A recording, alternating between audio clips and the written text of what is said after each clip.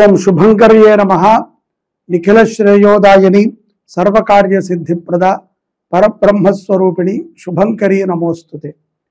వక్రతుండ మహాకాయ సూర్యకోటి సమప్రభ నిర్విఘ్నం కురు మే దేవ సర్వకార్యేషు సర్వదా. ఆదిత్యాయ చ సోమాయ మంగళాయ బుధాయ చ గురుశుక్రః శనిభ్యశ్చ రాహవే కేతవే నమః. గురుబ్రహ్మా గురుర్విష్ణుః గురుర్దేవో మహేశ్వరః గురు సాక్షాత్ పరబ్రహ్మ తస్మై శ్రీ గురవే నమః. ఓం శ్రీ మహాగణాధిపతయే నమః. అస్మత్ శ్రీ గురు చరణారవిందాభ్యాం నమః. శ్రీ శ్రీ శ్రీ గణపతి సచ్చిదానంద సద్గురుభ్యో నమో నమః. మేషరాశి వారికి 15వ తారీఖు తర్వాత అమావాస్యకి కొద్దిగా ముందు మనసు కొంత వికలముగా ఉండేటువంటి అవకాశాలు స్పష్టంగా గోచరిస్తున్నాయి. ఈ యొక్క నెలలో ఏదో తెలియనటువంటి ఒక కష్టము, బాధ వెంటాడుతూ ఉంటుంది. తీరా చూసి ఎందుకు మనం ఇలా ఉంటున్నాము, ఏమి జరిగింది అని మేషరాశి జాతకులు వారికి వారుగా పరీక్షించుకున్నా వారికి అర్థం కాదు. దేనికి నాకు ఇలా జరుగుతోంది, ఏం ప్రమాదం జరిగింది, నేను ఏం తప్పు చేశాను అని తర్జన భర్జన అవుతూ ఉంటారు. ఇక్కడ ఎంత మీరు ఆలోచన చేసినా ఏది మీకు విషయము అర్థం కాక కొంత మానసిక క్షోభకి గురి అవుతూ ఉంటారు నవంబర్ నెలలో మేషరాశి జాతకులు. ఆ విషయంలో కొంత జాగ్రత్తగా ఉండండి, కంగారు పడకండి. అనవసరంగా మీరు ఎవరినైనా ఇబ్బంది పెట్టారేమో అని అనుకుంటూ లేనిపోనేటువంటి అపోహలని పెంచుకునేటువంటి ప్రయత్నాన్ని మేషరాశి జాతకులు చేయకండి. ఆర్థికముగా మంచి స్థితిని పొందగలుగుతారు. మానసికముగా కొంత ఇబ్బంది ఉన్నప్పటికీ ఆర్థికముగా కొన్ని వనరులు చాలా ప్రయోజనం చేస్తాయి మేషరాశి జాతకులకి అని అనుకుంటంలో ఎటువంటి అతిశయోక్తి లేదు. కొంత ఉద్యోగం రీత్యా కూడా ఆనుకూలత ఏర్పడుతుంది. గతంలో ఊహించి ఉండొచ్చు, మార్పు వస్తుందేమో, తీసేస్తారేమో, లేకపోతే ఉద్యోగంలో హైక్ రాకుండా ఉండిపోతుంది అని ఆలోచన చేసినటువంటి మేషరాశి జాతకులకి ఈ మాసములో కొంత శుభ ఫలితాలు గోచరిస్తున్నాయి. ఇందులో ఎటువంటి అతిశయోక్తి లేదు. చాలా జాగ్రత్తగా ఉండండి. ఆర్థికముగా ఎటువంటి నష్టము కూడా మీకు వాటిల్లదు. ఇక్కడ శత్రువులు పెరిగేటువంటి సందర్భాలు కూడా నవంబర్ నెలలో మేషరాశి జాతకులలో గోచరిస్తుంది. ఎవరండి శత్రువులు ఉంటారు? సర్వసాధారణంగా మనకి శత్రువులు మాటతోనే ఏర్పడతారు. మనం మాట్లాడేటువంటి మాట కానీ, మన యొక్క మాటతో ఇబ్బంది కలిగినప్పుడు కానీ మనకి శత్రువులు ఏర్పడతారు. కాబట్టి మాటని అదుపులో పెట్టుకుని ఉంటే కనుక ఆ శత్రువుల నుంచి కూడా మేషరాశి జాతకులు బయటపడవచ్చు. ఇక్కడ మేషరాశిలో ఉన్నటువంటి స్త్రీలకి ఎక్కువగా శత్రువులతో ఇబ్బంది ఉంటుంది. తస్మాత్ జాగ్రత్త.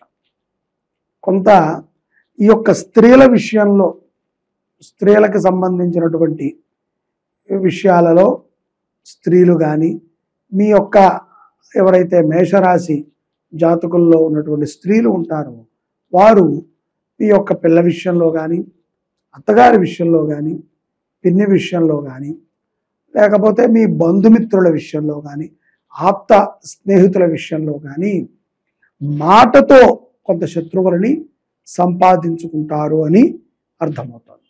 కాబట్టి స్త్రీలు చాలా జాగ్రత్తగా ఉండాలి. ఎదుట వారిని దూషించే విధంగా మాట్లాడటం అనేటువంటిది మంచిది కాదు. ఈ విషయాన్ని గుర్తుపెట్టుకోండి.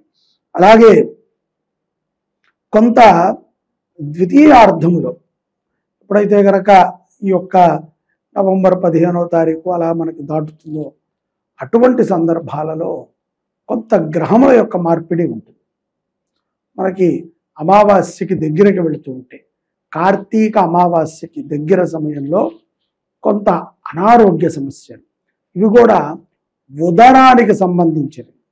చలి వల్ల వచ్చిందనుకోండి, లేకపోతే ప్రస్తుతము కాలమాన రీత్యా ఉన్నదనుకోండి, ఏదైనా అనుకోండి, కొంత శారీరకముగా నిస్సత్తువైపోవటం, ఏదో ఒక తెలియనటువంటి బద్ధకం పెరగటం, ఈ బద్ధకములో తిండిని విస్మరించడం, సకాలంలో నీళ్లు తీసుకోకపోవటం, కొంత డీహైడ్రేషన్ సంబంధితమైనటువంటి వ్యాధులు, అలాగే ఉదర సంబంధితమైనటువంటి బాధలు ఈ యొక్క మేషరాశి జాతకులకి నవంబర్ నెలలో ద్వితీయార్థములో గోచరిస్తున్నాయి.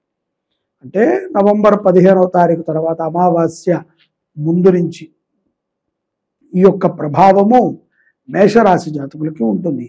ఆరోగ్య విషయంలో జాగ్రత్త పడాలి. విద్యార్థులు కూడా చాలా చక్కగా విద్యాభ్యాసం చేస్తూ ఉంటారు. వారికి ఇష్టమైనటువంటి విద్యనే అభ్యసించడానికి పెద్దలని ఒప్పించి ఆ మార్గంలో వెళతారు. అయినప్పటికీ అడుగడుగున ఏదో ఒక ఆటంకము, ఇబ్బంది ఉంటుంది. ఇది శని ప్రభావం అనుకోండి, గ్రహ ప్రభావం అనుకోండి, మేషరాశి జాతకులు ఎప్పుడు ఇంతే అనుకోండి, మీరు ఏదైనా అనుకోండి, ప్రస్తుతము కొంత విద్యార్థులకి గట్టు కాదు.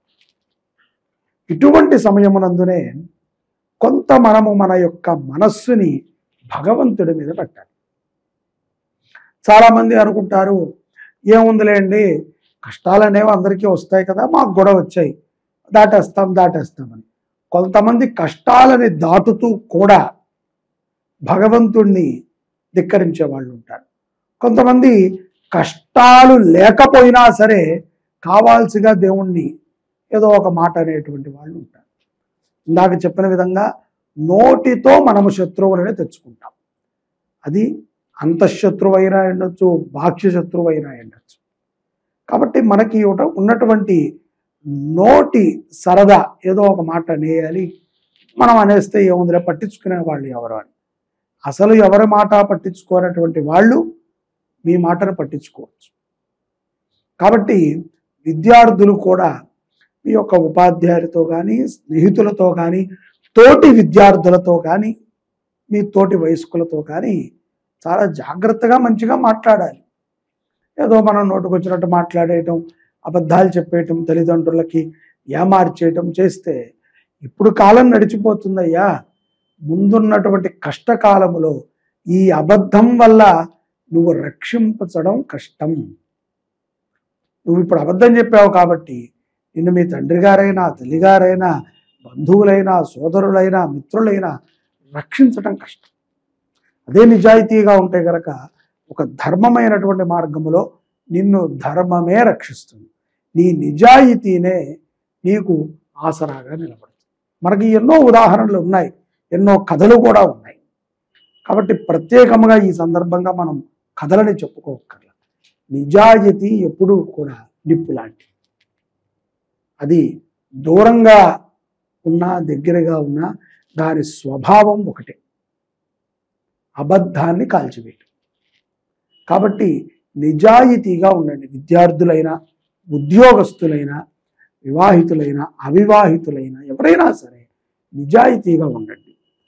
ఏది ఉన్నా సరే మనము తల్లిదండ్రులకు అబద్ధం చెప్పకూడదు, గురువుకి అబద్ధం చెప్పకూడదు.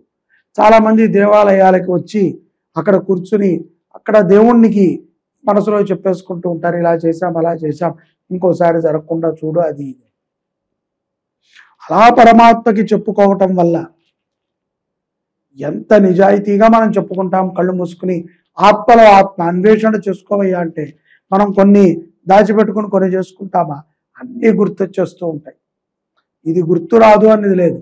తప్పులు ఏం చేశానో నావన్నీ నాకు గుర్తు రావాలి అని కళ్ళు మూసుకుంటే అన్నీ వరుస పెట్టుకుని వచ్చేస్తాయి.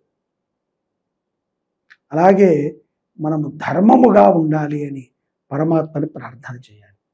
అయ్యా, ఇంత అపచారముగా నేను జీవనం చేస్తున్నాను, నాకు ధర్మ మార్గాన్ని, అబద్ధాన్ని చెప్పేటువంటి ధైర్యాన్ని నాకు ఇవ్వకు. అది ధైర్యం అనుకుంటాం కదా మనం, అబద్ధం చెప్పటం. అబద్ధం చెప్పేటువంటి ధైర్యము చాలా ప్రమాదకరం, ఎన్నో దుఃఖాలకి కారణమవుతుంది. కాబట్టి అబద్ధాన్ని ఆడకండి. నవంబర్ నెలలో మనశ్శాంతి కొరకై కొన్ని పూజల్ని కూడా మీరు ఆచరణ చేసుకునేటువంటి సందర్భాలు ఉంటాయి. ఎలాగో కార్తీక మాసము, కార్తీక పౌర్ణమి ఉంటుంది, అనేక విశేషమైనటువంటి పర్వదినాలు ఉంటాయి. ఇక్కడ ఇదే నెలలో నవంబర్లో సుబ్రహ్మణ్య షష్ఠి కూడా మనకి వస్తుంది. కొన్ని విశేషమైనటువంటి యజ్ఞక్రతువులని మనము ఆచరణ చేసుకుంటూ ఉంటాం. కాబట్టి ఎక్కడైనా సరే ధార్మికముగా కార్యక్రమాలు జరుగుతుంటే వాటికి సహకరించేటువంటి ప్రయత్నాన్ని మేషరాశి జాతకులు తప్పనిసరిగా చేయండి. అలాగే ఈ యొక్క నవంబర్ మాసంలో మేషరాశి జాతకులు శివారాధనని విపరీతంగా చేయాలి. ముందుగానే ఏలినాటి శని ప్రభావం, శనితో కూడుకున్నటువంటి అనేక సమస్యలు, మానసికముగా అప్రశాంతత, రోగములు, భయము, ఏదో తెలియనటువంటి ఒక బాధాకరమైనటువంటి ఛాయ వెంబడిస్తోంది. తప్పకుండా శివారాధన మంచిది. అవకాశం ఉన్నటువంటి వారు శ్రీ శుభంకరి సేవా సమితి ఆధ్వర్యంలో శ్రీకాళహస్తిలో నవంబర్ 16 నుంచి 20వ తారీఖు వరకు ఈ యొక్క 10వ పర్యాయం 10వసారి శ్రీ శివ పంచాయతన మహాయాగాన్ని చేస్తున్నాం. అనేక క్షేత్రాల్లో చేశాము. ఈసారి కాళహస్తిలో చేస్తున్నాం. మాడవీధుల్లో ఈశాన్య భాగంలో ఉన్నటువంటి కైకాలవారి కళ్యాణ మండపం పక్కన జయరాం రెసిడెన్సీ నుండి కార్యక్రమం జరుగుతుంది.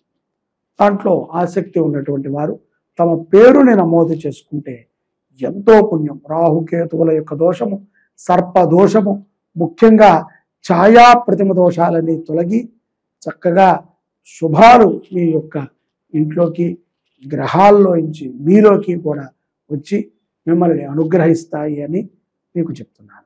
జై శుభంకరి.